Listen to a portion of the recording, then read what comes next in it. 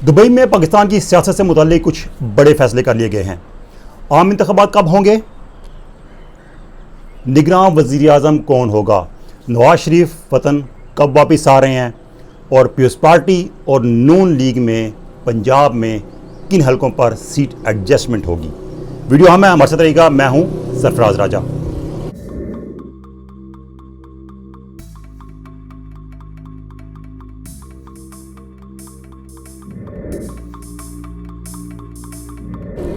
तो दोस्तों, वीडियो शुरू करने से पहले अगर आप हमारे साथ नए हैं तो आपने हमारा चैनल सब्सक्राइब कर लेना है, बेल आइकन दबा दीजिएगा ताकि हमारी वीडियोस की अपडेट्स आप तक फौरी तौर पर पहुंच सकें। तो दोस्तों, दुबई में आपको मालूम है कि गुज़िश्ता कई रोज़ से पाकिस्तान की अहम सियासी लीडरशिप मौजूद है। आसिफ अली ज़रदारी, नवाज शरीफ, मरियम नवाज और दीगर जो रहनुमा हैं इन जमातों के, वो वहाँ मौजूद हैं और उनमें कंसेक्टिव मुलाकातों का सिलसिला जारी है। हमने गुज़िश्ता वीडियो में आपको बताया था कि वहाँ पर दरअसल पक क्या रहा है, बात किन मौज़ूआत पर हो रही है और क्या कुछ तय होने जा रहा है। इंतखाबात के हवाले से हमने बात की थी कि इंतखाबात का मामला तय होगा, निगरान हुकूमत और सीट एडजस्टमेंट, ये आलमोस्ट ये मामला तय हो चुके हैं। और कुछ आइंदा सेटअप के हवाले से भी फैसले हुए हैं कि आइंदा सेटअप में क्या होगा, कैसे होगा और किस किस को साथ मिलाया जाएगा। तो सबसे पहली बात, इंतखाबात के हवाले से हमने आपको बताया था कि इस बात पर गौर हो रहा है कि इंतखाबात अक्टूबर की बजाय नवंबर में कराए जाएं और उसके पीछे कुछ लॉजिक थी। हमने बताई थी आपको कि अगर इंतखाबात नवंबर में होते हैं तो 3 महीने का वक्त मिलेगा मौजूदा हुकूमत को, सियासी जमातों को, कि वो अपनी कैंपेन कर सकें और इस दौरान काफ़ी चीज़ें मज़ीद भी क्लियर हो जाएंगी। तो उसके लिए होगा ये कि 13 अगस्त को असम्बली की मुद्दत पूरी हो रही है, तो 13 अगस्त से 1, 2 या 3 दिन पहले असम्बली तहलील कर दी जाएगी और यूँ इंतखाबात के लिए 90 रोज़ का वक्त मिल जाएगा। तो ये तो मौजूदा जो सियासी जमातें हैं हुकूमत में, उन्होंने तय कर लिया है कि इंतखाबात को डिले नहीं किया जाएगा, क्योंकि इंतखाबात डिले होने के काफ़ी कानूनी और आइनी मामलात हो सकते हैं, पेचीदगियाँ हो सकती हैं। तो इसलिए इंतखाबात तो पाकिस्तान में नवंबर में होंगे, इस बात पर काफ़ी हद तक इत्तफाक राय हो चुका है। अगली बात थी कि निगरान हुकूमत, चूँकि निगरान हुकूमत मौजूदा जो जमातें हैं उन्होंने ही बनानी है। तरीक़ाकार ये होता है कि वज़ीर आज़म और कायदे हिज़्ब इख्तिलाफ मिलकर निगरान सेटअप बनाते हैं, लेकिन ये तमाम चीज़ें जो हैं ये मौजूदा हुकूमत के अपने हाथ में इसलिए हैं कि वज़ीर आज़म मुस्लिम लीग नून का है और कायदे हिज़्ब इख्तिलाफ राजा रियाज भी नून लीग के हमायत याफ्ता हैं और वो कह चुके हैं कि वो आइंदा इलेक्शन नून लीग के टिकट पर लड़ेंगे। तो दरअसल ये फैसला वज़ीर आज़म ने ही करना है और वज़ीर आज़म का मतलब है कि मौजूदा जो हुकूमती सियासी जमातें हैं, नून लीग, पीपल्स पार्टी, JUI, उन्होंने मिलकर ये फैसला करना है कि निगरान सेटअप में कौन होगा। तो इस वाले से कुछ नाम भी सामने आ रहे हैं, वो भी डिस्कस करेंगे। तो जो नाम अंडर डिस्कशन आ रहे हैं उसमें 3 नाम तक सामने आए हैं और इंटरेस्टिंगली इन 3 नामों में से 2 नाम उन लोगों के हैं जो कि जर्नलिस्ट रहे हैं, जिनका ताल्लुक सहाफ़त से रहा है।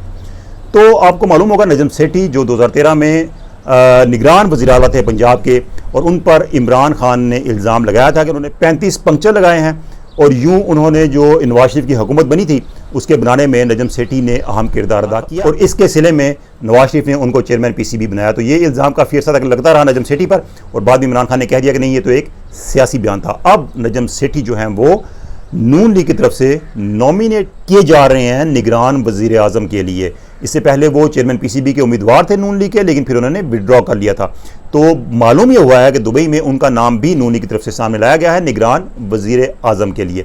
इसके अलावा गोहर इजाज़ जो कि एप्टमा से जिनका ताल्लुक है, आल पाकिस्तान टेक्सटाइल मिल्स एसोसिएशन, उनका नाम भी सामने आ रहा है। इसके अलावा एक और सहाफ़ी हैं मोहसिन बेग, इनका नाम भी सुना होगा आपने, और एस्टेब्लिशमेंट से काफ़ी इनकी कुर्बत है और पहले इमरान खान के काफ़ी करीबी साथी रहे हैं, लेकिन बाद में इनकी मुखालफत हो गई थी इमरान खान के साथ। इनका नाम भी सुनने में आ रहा है निगरान वज़ीर आज़म के लिए। ये 3 नाम तो सामने आए हैं, लेकिन इस बात का हतमी फैसला उस वक्त होगा जब मौजूदा असम्बलियों की मुद्दत ख़त्म होने के करीब होगी, असम्बलियाँ तहलील की जाएंगी या खुद हो जाएंगी। तो उससे पहले फैसला हो जाएगा कि नया निगरान वज़ीर आज़म कौन होगा।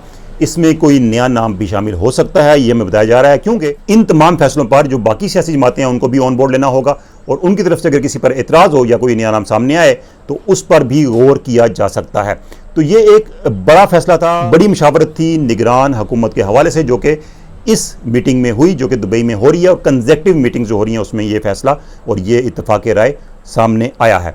इसके अलावा एक और अहम चीज़ सीट एडजस्टमेंट के हवाले से पंजाब में सीट एडजस्टमेंट की बातें हो रही हैं और पीपल्स पार्टी चाह रही है कि उनको कुछ हल्के या 5 हल्के ऐसे हैं जहाँ पे वो चाह रहे हैं कि उनके उम्मीदवार को नून लीग सपोर्ट करे। कुछ ऐसे रहनुमा है पीपल्स पार्टी के, पीपल्स पार्टी चाहती है कि वो हर सूरत कौमी असम्बली में आए। इनमें सबसे पहला नाम है राजा परवेज़ अशरफ का, जो कि इस वक्त स्पीकर कौमी असम्बली है। गुजर खान से वो इंतखाब लड़ते हैं और पीपल्स पार्टी चाहती है कि नून लीग राजा परवेज़ अशरफ के मुकाबले में अपना उम्मीदवार खड़ा ना करे ताकि वो इंतखाब जीत कर बआसानी कौमी असम्बली में आ सकें। दूसरा नाम है यूसुफ रज़ा गिलानी का, ये भी साबिक वज़ीर-ए-आज़म है और इस वक्त कायदे ऐवान है सेनेट में पीपल्स पार्टी के। और पीपल्स पार्टी चाहती है कि ये भी असम्बली में आए और इनके मुकाबले में मुल्तान से जो इनकी नशिस्त है वहाँ पर नून लीग अपना उम्मीदवार खड़ा ना करे। इसके अलावा नदीम अफजल चंद, जो कि काफ़ी वोकल रहनुमा है, काफ़ी मुतहर्रक रहनुमा है, पीपल्स पार्टी के जाले कारकुन थे और पहले पीपल्स पार्टी के रुकन कौमी असम्बली रह चुके हैं, फिर वो PTI में शामिल हो गए थे, वहाँ एडजस्ट नहीं हो सके और फिर PTI छोड़ के वापस पीपल्स पार्टी में आ गए, सरगोदा से इलेक्शन लड़ते हैं और पीपल्स पार्टी चाहती है कि इनके मुकाबले में नून लीग अपना उम्मीदवार खड़ा ना करे। इसके अलावा जो चौथी नशिस्त है वो है कमर ज़मान कायरा की, लाला मूसा से। पीपल्स पार्टी चाहती है कि कमर ज़मान कायरा के मुकाबले में भी नून लीग अपना उम्मीदवार खड़ा ना करे ताकि कमर ज़मान कायरा इंतखाब जीतें और कौमी असम्बली में आ जाएं। इसके अलावा जो पाँचवीं नशिस्त है वो है रहीम यार खान से मखदूम अहमद महमूद, जो कि देरीना रहनुमा हैं पाकिस्तान पीपल्स पार्टी के। पीपल्स पार्टी चाहती है कि इनके हल्के पर भी सीट एडजस्टमेंट हो और नून लीग अपना उम्मीदवार खड़ा ना करे। तो ये 5 वो नशिस्तें हैं जो चाहती है पीपल्स पार्टी के उनको दिए जाएँ और इन हल्कों पर नून लीग अपने उम्मीदवार खड़े ना करें। और ये 5 वो जो रहनुमा हैं जिनके बारे में पीपल्स पार्टी चाहती है कि वो कौमी असम्बली में बआसानी आ जाएं। और इसमें एक और अहम चीज़ कि अगर बिलावल भुट्टो जरदारी पीपल्स पार्टी के वज़ीर-ए-आज़म के उम्मीदवार नहीं होते, अगर पीपल्स पार्टी की किसी तरह हुकूमत बनने की पोजीशन बन जाती है, तो जो 2 अल्टरनेट नाम हैं वो राजा परवेज़ अशरफ के हैं और यूसुफ रज़ा गिलानी के हैं। ये वो नाम हैं जो कि पीपल्स पार्टी की तरफ से बताए जाते हैं कि अगर पीपल्स पार्टी का वज़ीर-ए-आज़म बनता है और बिलावल भुट्टो वज़ीर-ए-आज़म नहीं बनते तो फिर ये 2 नाम हैं जिनमें से किसी का नाम कंसिडर हो सकता है। तो ये तमाम के तमाम अहम नाम हैं पीपल्स पार्टी के, जो 5 नाम हैं, 5 हल्के हैं। पीपल्स पार्टी चाहती है कि इन पर नून लीग सीट एडजस्टमेंट करे और हमें जो मालूम हुआ है कि नून लीग को इस पर कोई ज़्यादा एतराज़ नहीं, क्योंकि इन हल्कों में जो नून लीग के अपने कैंडिडेट्स हैं वो ऐसे हैं कि उनके लिए नून लीग कंप्रोमाइज़ कर सकती है और उनको किसी दूसरी जगह एडजस्ट कर सकती है। कोई इतने बड़े अहम रहनुमा नहीं कि जिनके लिए नून लीग हर हद तक चाहे कि वो लाजमी असम्बली में आएँ। तो ये एक अहम मामला था जो कि काफ़ी हद तक तय पा चुका है। इसके अलावा नवाज शरीफ की वापसी के हवाले से भी मामला तय पा रहे हैं और उनको मशवरा दिया गया है कि वो जुलाई तक पाकिस्तान में आ जाएं, क्योंकि पाकिस्तान में अब सूरत हाल बदल चुकी है। अगस्त में हुकूमत ख़त्म होगी और उससे पहले पहले उनके केसेस जो हैं वो चूँकि अब कोर्ट में पेश होंगे तो उनके केसेस काफ़ी हद तक कोर्ट में पेशी पर, कोर्ट में सरेंडर करने पर ही ख़त्म हो सकते हैं, क्योंकि पाकिस्तान में अब काफ़ी कवानीन बदल चुके हैं। तो नवाज शरीफ की जो सज़ा है वो ख़त्म हो सकती है और उनकी नाहली, एक पहले कानून पास हो चुका है पार्लियामेंट से, उसमें यह है कि 5 साल नाहली की मुद्दत कर दी गई है किसी भी केस में जो कि आइन में मेंशन नहीं जिसकी मुद्दत। तो अब उनकी नाअहली भी ख़त्म हो जाएगी और वो पाकिस्तान आ सकेंगे, इंतखाब लड़ सकेंगे, सियासत कर सकेंगे। और इस बात की हम आपको पहले बता चुके हैं अपनी वीडियो में कि इम्कानात हैं कि नवाज शरीफ चौथी बार पाकिस्तान के वज़ीर-ए-आज़म बन जाए। तो ये भी अहम मामला है जो कि ज़ेरे गौर आया और नवाज शरीफ को कहा गया है कि वो जुलाई तक पाकिस्तान आ जाएँ और आकर आइंदा जो इंतखाब की मुहिम है वो उसको लीड करें। तो ये अहम चीज़ें थी जो कि इसमें तय हुई। और एक और अहम मामला वो ये है कि आइंदा सेटअप किसका होगा, आइंदा सेटअप में कौन होगा। तो इस बात पर भी ये फैसला किया जा रहा है कि आइंदा सेटअप में भी तमाम सियासी जमातों को ऑन बोर्ड रखा जाएगा, साथ मिलाया जाएगा या उनको अपने साथ किसी भी तरह चलाया जाएगा। और इस हवाले से चार्टर ऑफ इकॉनमी जो है वो एक तय किया जाएगा और उसमें कुछ मयारात, कुछ असूल और कुछ कवायद व ज़वाबित होंगे जिन पर तमाम आने वाली हुकूमतें, कम अज़ कम अगली 5 या 4 हुकूमतें, 20 साल तक की हुकूमतें जो होंगी वो पाबंद होंगी कि उस पर अमल दरामद करें और पाकिस्तान में एक सियासी इस्तेहकाम के साथ एक मुआशी इस्तेहकाम भी लाया जाए।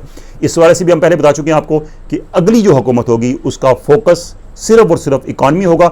इस हवाले से एस्टेब्लिशमेंट भी ऑन बोर्ड है, तमाम जमातें ऑन बोर्ड हैं कि अब सिर्फ इकॉनमी पर फोकस किया जाएगा और किसी किस्म की इंतशार की सियासत, एहतजाज की सियासत, धरने की सियासत को पनपने नहीं दिया जाएगा।